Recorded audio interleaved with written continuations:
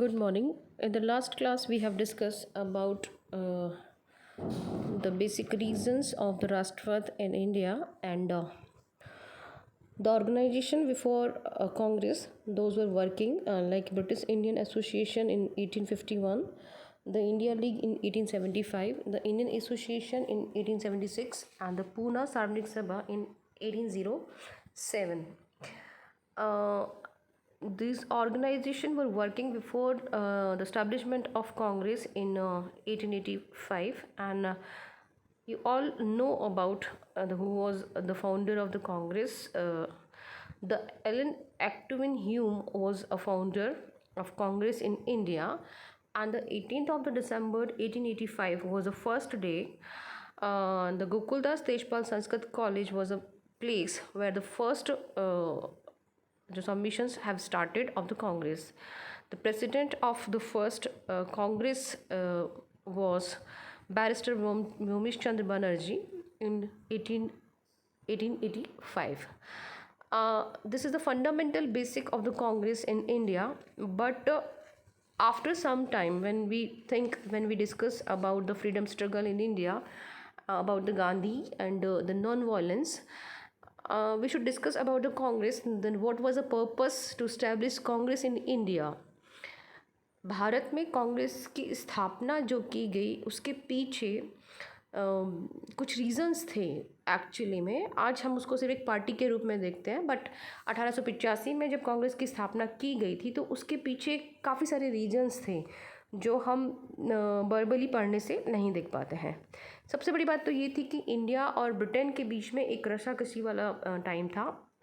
जो वो चाहते थे इंडिया से वो उनको नहीं मिल पा रहा था, और जो इंडियंस थे क्योंकि वो ट्रैवल करने लगे थे, एजुकेशंस को समझने लगे थे एंड लिटरेचर को समझने लगे थे. They came to know about the freedom, they came to know about the democracy, they came to know about the power of vote. So these were the reasons कि उनको समझ में आने लगा कि हमारे ऊपर जो शासन किया जा रहा है बेसिकली वो शासन जो है वो गलत है, क्योंकि हम इंडिपेंडेंट पैदा होते हैं and we have the freedom to speak, we have the freedom to choose the life, we have a freedom of think, we have a freedom to take a decision about our life.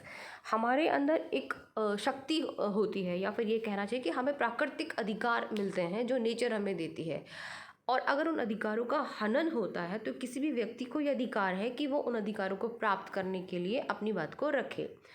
Congress की जब स्थापना हुई 1885 में, उस समय तक ये हालात थे कि हिंदुस्तान और ब्रिटेन के बीच में रिलेशनशिप्स बहुत ज़्यादा द्वंद्व में आ गए थे, और ह्यूम ने पहली बार इस चीज़ को फील किया कि दोनों के बीच में एक ऐसा कंप्रेसर बनाया जाए कि एक भारतीय जो बात करना चाहता है उसको अंग्रेजी शासन सुन सके, और अंग्रेजी शासन जो चाहता है वो एक भारतीय को समझ में आने लगे. So this was a like a vacuum, this was like a city of pressure cooker. when we think about the pressure cooker, आपने देखा होगा कि जिस तरह से प्रेशर कुकर में प्रेशर बनता है और एक सीटी बजने के बाद में उसका जो अंदर की गर्मी है या जो हीट है वो बाहर निकल जाती है, उसी तरह से कांग्रेस को एक वैक्यूम की तरह बनाया गया जिसके कुछ रीजंस थे. उसमें पहला रीज़न ये था कि कांग्रेस देश हित के लिए लगन से कार्य करने वाले व्यक्तियों के बीच में घनिष्ठता और मित्रता का संबंध स्थापित कर सके, क्योंकि कांग्रेस वो एक डायस बनने जा रही थी, या कांग्रेस वो एक स्टैब्लिश पॉइंट था जहां इंडिया और इंडियंस दोनों मिलकर के, इंडिया तो बहुत बड़ी चीज़ है, दैट इज़ अ नेशन, जहाँ पर लोग मिलकर के एक दूसरे को समझने की कोशिश कर सके कि हम क्या चाहते हैं. उस कांग्रेस ने हमारे हिंदुस्तान के अंदर लोगों के बीच में वंश, धर्म और प्रांत संबंधी जो छोटे छोटे संस्कार थे, जो छोटी छोटी सोच थी, उसको ख़त्म करने की कोशिश की, और एक ऐसी राष्ट्रीय एकता को स्थापित करने का प्रण उठाया जिससे पूरा हिंदुस्तान एक हो सके. सामाजिक प्रश्नों पर भारत के शिक्षित लोग वहाँ डिस्कस कर सकें और ऐसा डिस्कशन कर सकें ताकि कहीं रिजल्ट आ सके, और साथ ही उन तरीकों और दिशाओं का निर्णय भी करना संभव हो पाया जिसके द्वारा भारत के राजनीतिज्ञ देश हित में कार्य कर सकते थे. सो ये वो रीजंस हम मान सकते हैं कि कांग्रेस क्यों अस्तित्व में आया 1885 में. लेकिन जो बेसिक रीजन था, जो एक नॉर्मल जो चीज़ थी, वो थी कि भारत और ब्रिटेन के बीच में एक ऐसा प्रेशर पॉइंट बनाना था कि दोनों के बीच में द्वंद्व ना हो करके एक दूसरे की बात को रखने का कोई माध्यम मिले. and the madhyam was, that is Congress, which was established in 1885 by the Hume. Congress की स्थापना एक तरह से एक अभयद्वीप के रूप में की गई थी। अभयद्वीप का मतलब होता है एक सेफ्टी वॉल्व, ठीक है। तो इस सेफ्टी वॉल्व का बेसिक कार्य क्या था कि ब्रिटिश साम्राज्य की तो वो रक्षा करेगा और हिंदुस्तानी की किसी भी बात को, चाहे वो कृषक विद्रोह का काम हो, चाहे वो बंगाल के उग्र आतंकवादियों का काम हो, चाहे वो आने वाले किसी खतरे की सूचना देने का काम हो, ये सारे कार्य कांग्रेस करेगी। इसीलिए इसे एक अभयद्वीप की परिभाषा में शामिल किया गया है। भारत में जितना असंतोष बढ़ता जा रहा था, जितना असंतोष फैलता जा रहा था, उन सारी असंतुष्ट शक्तियों से बचने के लिए इस सेफ्टी वॉल को बनाया गया था।